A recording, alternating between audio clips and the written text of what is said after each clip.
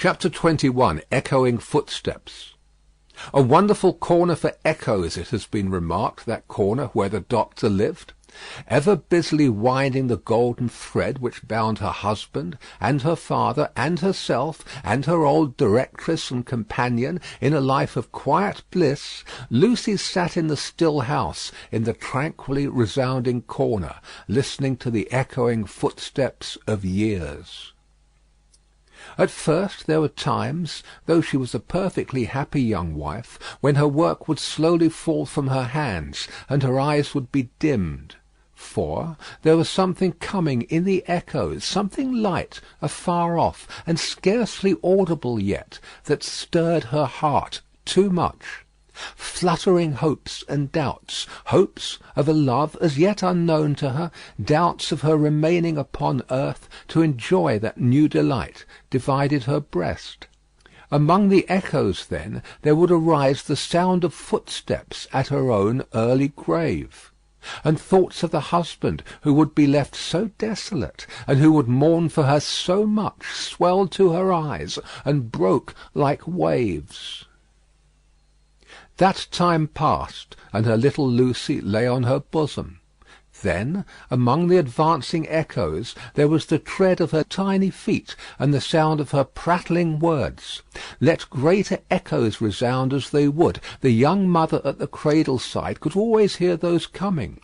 They came, and the shady house was sunny with a child's laugh, and the divine friend of children, to whom in her trouble she had confided hers, seemed to take her child in his arms, as he took the child of old, and made it a sacred joy to her.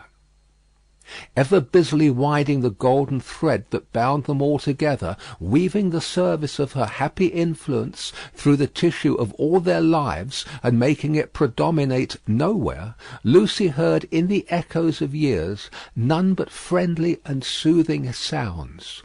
Her husband's step was strong and prosperous among them, her father's firm and equal. Lo, Miss Pross, in harness of string, awakening the echoes as an unruly charger, whip-corrected, snorting, and pawing the earth under the plane tree in the garden.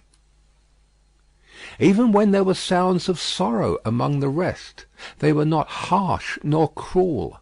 Even when golden hair, like her own, lay in a halo on a pillow round the worn face of a little boy, and he said with a radiant smile, "Dear papa and mamma, I am very sorry to leave you both, and to leave my pretty sister, but I am cold, and I must go." Those were not tears all of agony that wetted his young mother's cheek as the spirit departed from her embrace that had been entrusted to it. Suffer them and forbid them not. They see my father's face. O Father, blessed words! Thus the rustling of an angel's wings got blended with the other echoes, and they were not wholly of earth, but had in them that breath of heaven. Sighs of the winds that blew over a little garden tomb were mingled with them also, and both were audible to Lucy in a hushed murmur, like the breathing of a summer sea asleep upon a sandy shore. As the little Lucy, comically studious at the task of the morning, or dressing a doll at her mother's footstool, chattered in the tongues of the two cities that were blended in her life. The echoes rarely answered to the actual tread of Sidney Carton. Some half-dozen times a year, at most, he claimed his privilege of coming in uninvited, and would sit among them through the evening as he had once done often. He never came there heated with wine. And one other thing regarding him was whispered in the echoes, which has been whispered by all true echoes for ages and ages.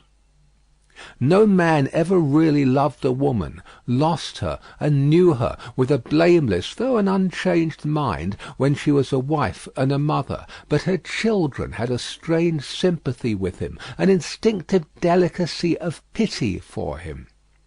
What fine hidden sensibilities are touched in such a case, no echoes tell. But it is so, and it was so here. Carton was the first stranger to whom little Lucy held out her chubby arms, and he kept his place with her as she grew. The little boy had spoken of him almost at the last. "Poor Carton, kiss him for me." Mr. Stryver shouldered his way through the law like some great engine forcing itself through turbid water, and dragged his useful friend in his wake like a boat towed astern. As the boat so favoured is usually in a rough plight and mostly under water, so Sidney had a swamped life of it. But easier and strong custom, unhappily so much easier and stronger in him than any stimulating sense of desert or disgrace, made it the life he was to lead, and he no more thought of emerging from his state of lion's jackal than any real jackal may be supposed to think of rising to be a lion. Stryver was rich, had married a florid widow with property and 3 boys, who had nothing particularly shining about them but the straight hair of their dumpling heads. These 3 young gentlemen, Mr. Stryver, exuding patronage of the most offensive quality from every pore, had walked before him like 3 sheep to the quiet corner in Soho, and had offered as pupils to Lucy's husband, delicately saying, "Halloa, here are 3 lumps of bread and cheese towards your matrimonial picnic, Darnay."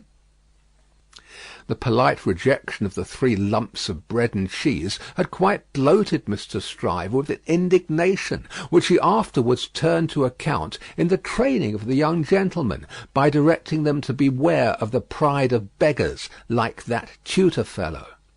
He was also in the habit of declaiming to Mrs. Stryver, over his full-bodied wine, on the arts Mrs. Darnay had once put in practice to catch him, and on the diamond-cut diamond arts in himself, madam, which had rendered him not to be caught.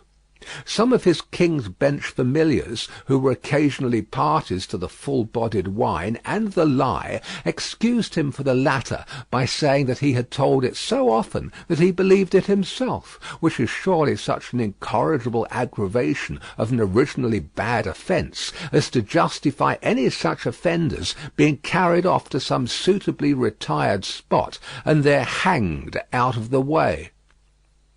There were among the echoes to which Lucy, sometimes pensive, sometimes amused and laughing, listened in the echoing corner, until her little daughter was 6 years old. How near to her heart the echoes of her child's tread came, and those of her own dear father's, always active and self-possessed, and those of her dear husband's, need not be told. Nor how the lightest echo of their united home, directed by herself with such a wise and elegant thrift that it was more abundant than any waste, was music to her. Nor how there were echoes all about her, sweet in her ears, of the many times her father had told her that he found her more devoted to him married, if that could be, than single, and of the many times her husband had said to her that no cares and duties seemed to divide her love for him or her help to him, and asked her, "What is the magic secret, my darling, of your being everything to all of us, as if there were only one of us, yet never seeming to be hurried or to have too much to do?" But there were other echoes, from a distance, that rumbled menacingly in the corner all through this space of time; and it was now about little Lucy's 6th birthday that they began to have an awful sound, as of a great storm in France, with a dreadful sea rising. On a night in mid-July, 1789, Mr. Lorry came in late from Tellson's, and sat himself down by Lucy and her husband in the dark window. It was a hot, wild night, and they were all 3 reminded of the old Sunday night when they had looked at the lightning from the same place. "I began to think," said Mr. Lorry, pushing his brown wig back, "that I should have to pass the night at Tellson's. We have been so full of business all day that we have not known what to do first, or which way to turn. There is such an uneasiness in Paris that we have actually a run of confidence upon us. Our customers over there seem not to be able to confide their property to us fast enough. There is positively a mania among some of them for sending it to England." "That has a bad look," said Darnay. "A bad look, you say, my dear Darnay? Yes, but we don't know what reason there is in it. People are so unreasonable. Some of us at Tellson's are getting old, and we really can't be troubled out of the ordinary course without due occasion." "Still," said Darnay, "you know how gloomy and threatening the sky is." "I know that, to be sure," assented Mr. Lorry, trying to persuade himself that his sweet temper was soured and that he grumbled. "But I am determined to be peevish after my long day's botheration. Where is Manette?" "Here he is," said the doctor, entering the dark room at the moment. "I am quite glad you are at home, for these hurries and forebodings by which I have been surrounded all day long have made me nervous without reason. You are not going out, I hope?" "No, I am going to play backgammon with you, if you like," said the doctor. "I don't think I do like. If I may speak my mind, I am not fit to be pitted against you to-night. Is the tea-board still there, Lucy? I can't see." "Of course, it has been kept for you." "Thank ye, my dear. The precious child is safe in bed?" "And sleeping soundly." "That's right. All safe and well. I don't know why anything should be otherwise than safe and well here, thank God. But I have been so put out all day, and I am not as young as I was. My tea, my dear. Thank ye.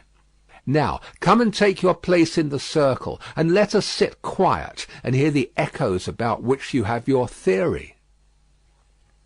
"Not a theory. It was a fancy." "A fancy, then, my wise pet," said Mr. Lorry, patting her hand. "They are very numerous and very loud, though, are they not? Only hear them." Headlong, mad, and dangerous footsteps to force their way into anybody's life, footsteps not easily made clean again, if once stained red, the footsteps raging in Saint Antoine afar off as the little circle sat in the dark London window. Saint Antoine had been that morning a vast dusky mass of scarecrows, heaving to and fro, with frequent gleams of light above the billowy heads, where steel blades and bayonets shone in the sun. A tremendous roar arose from the throat of Saint Antoine, and a forest of naked arms struggled in the air like shrivelled branches of trees in a winter wind, all the fingers convulsively clutching at every weapon or semblance of a weapon that was thrown up from the depths below, no matter how far off. Who gave them out? Whence they last came? Where they began? Through what agency they crookedly quivered and jerked, scores at a time, over the heads of the crowd, like a kind of lightning? No eye in the throng could have told. But muskets were being distributed, so were cartridges, powder and ball, bars of iron and wood, knives, axes, pikes, every weapon that distracted ingenuity could discover or devise. People who could lay hold of nothing else set themselves with bleeding hands to force stones and bricks out of their places in walls. Every pulse and heart in Saint Antoine was on high fever strain and at high fever heat. Every living creature there held life as of no account, and was demented with a passionate readiness to sacrifice it. As a whirlpool of boiling waters has a centre point, so all this raging circled round Defarge's wine shop, and every human drop in the cauldron had a tendency to be sucked towards the vortex, where Defarge himself, already begrimed with gunpowder and sweat, issued orders, issued arms, thrust this man back, dragged this man forward, disarmed one to arm another, laboured and strove in the thickest of the uproar. "Keep near to me, Jacques 3," cried Defarge, "and do you, Jacques 1 and 2, separate and put yourselves at the head of as many of these patriots as you can. Where is my wife?" "Eh, well, here you see me," said Madame, composed as ever, but not knitting to-day. Madame's resolute right hand was occupied with an axe, in place of the usual softer implements, and in her girdle were a pistol and a cruel knife. "Where do you go, my wife?" "I go," said Madame, "with you at present. You shall see me at the head of women by and by." "Come then," said Defarge in a resounding voice. "Patriots and friends, we are ready. The Bastille!" With a roar that sounded as if all the breath in France had been shaped into the detested word, the living sea rose, wave on wave, depth on depth, and overflowed the city to that point, alarm bells ringing, drums beating, the sea raging and thundering on its new beach. The attack began. Deep ditches, double drawbridge, massive stone walls, 8 great towers, cannon, muskets, fire and smoke, through the fire and through the smoke, in the fire and in the smoke, for the sea cast him up against a cannon, and on the instant he became a cannoneer. Defarge of the wine shop worked like a manful soldier. 2 fierce hours. Deep ditch, single drawbridge, massive stone walls, 8 great towers, cannon, muskets, fire and smoke, 1 drawbridge down. Work, comrades all, work! Work, Jacques 1, Jacques 2, Jacques 1000, Jacques 2000, Jacques 25,000. In the name of all the angels or the devils, which you prefer, work! Thus Defarge of the wine shop, still at his gun, which had long grown hot. "To me, women!" cried Madame, his wife. "What! We can kill as well as the men when the place is taken!" And to her, with a shrill, thirsty cry, trooping women variously armed, but all armed alike in hunger and revenge. Cannon, muskets, fire and smoke, but still the deep ditch, the single drawbridge, the massive stone walls, and the 8 great towers. Slight displacements of the raging sea made by the falling wounded, flashing weapons, blazing torches, smoking waggon loads of wet straw, hard work at neighbouring barricades in all directions, shrieks, volleys, execrations, bravery without stint, boom, smash, and rattle, and the furious sounding of the living sea. But still the deep ditch, and the single drawbridge, and the massive stone walls, and the 8 great towers, and still Defarge of the wine shop at his gun, grown doubly hot by the service of 4 fierce hours. A white flag from within the fortress, and the parley, this dimly perceptible through the raging storm, nothing audible in it. Suddenly the sea rose immeasurably wider and higher, and swept Defarge of the wine shop over the lower drawbridge, past the massive stone outer walls, in among the 8 great towers, surrendered. So resistless was the force of the ocean bearing him on, that even to draw his breath or turn his head was as impracticable as if he had been struggling in the surf at the South Sea, until he was landed in the outer courtyard of the Bastille. There, against an angle of a wall, he made a struggle to look about him. Jacques 3 was nearly at his side. Madame Defarge, still heading some of her women, was visible in the inner distance, and her knife was in her hand. Everywhere was tumult, exultation, deafening and maniacal bewilderment, astounding noise, yet furious dumb show. The prisoners! The records, the secret cells, the instruments of torture, the prisoners. Of all these cries and 10,000 incoherences, the prisoners was the cry most taken up by the sea that rushed in, as if there were an eternity of people, as well as of time and space, when the foremost billows rolled past, bearing the prison officers with them, and threatening them all with instant death if any secret nook remained undisclosed. Defarge laid his strong hand on the breast of of one of these men, a man with a grey head, who had a lighted torch in his hand, separated him from the rest, and got him between himself and the wall. "Show me the north tower," said Defarge. "Quick!" "I will faithfully," replied the man, "if you will come with me. But there is no one there." "What is the meaning of 105 North Tower?" asked Defarge. "Quick!" "The meaning, monsieur? Does it mean a captive, or a place of captivity? Or do you mean that I shall strike you dead?" "Kill him!" croaked Jacques Three, who had come close up. "Monsieur, it is a cell." "Show it to me." "Pass this way, then."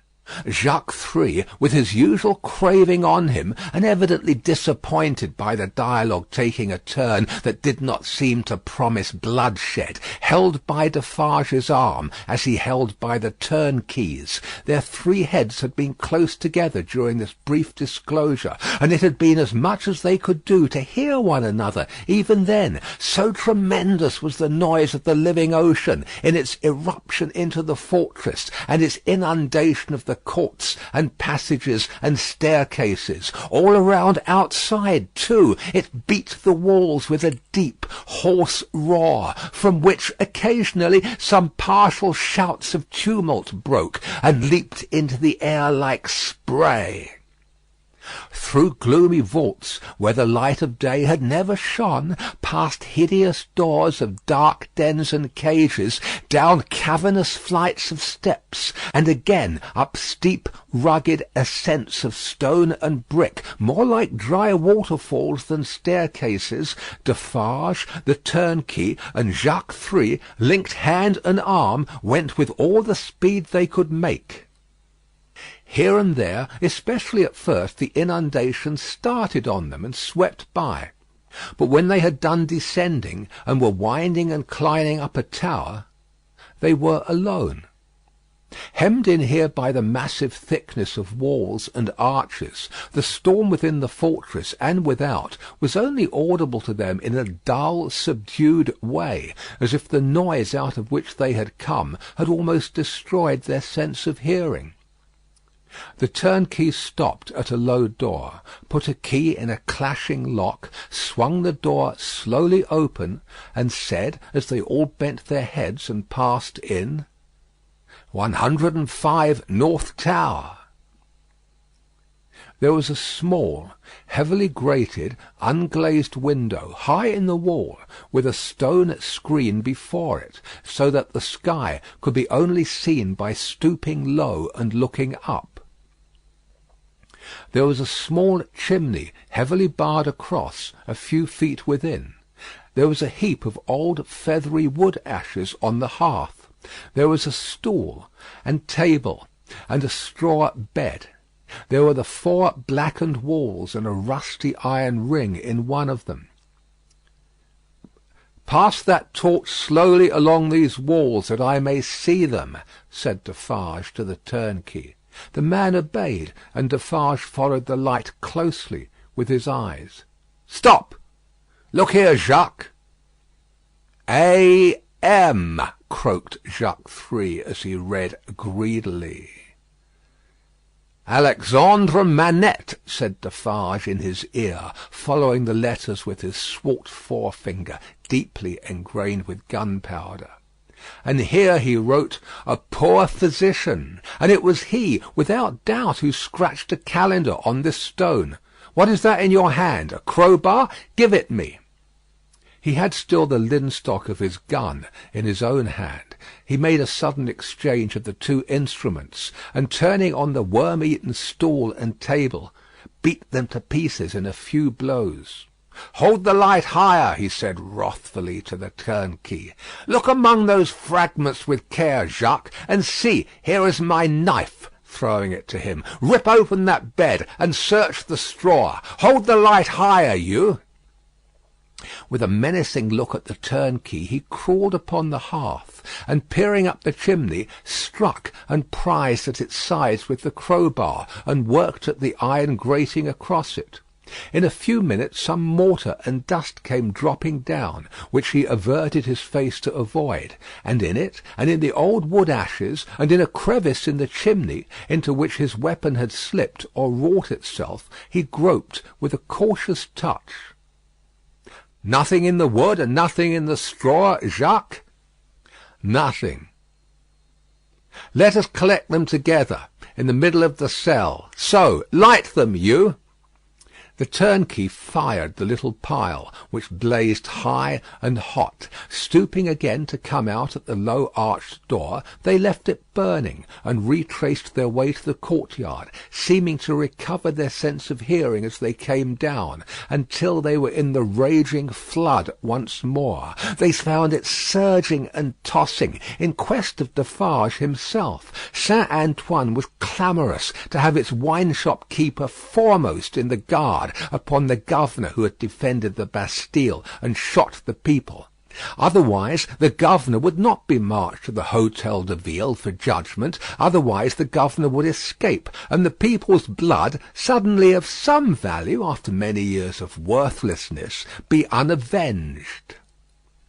In the howling universe of passion and contention that seemed to encompass this grim old officer, conspicuous in his grey coat and red decoration, there was but one quite steady figure, and that was a woman's. "See, there is my husband," she cried, pointing him out.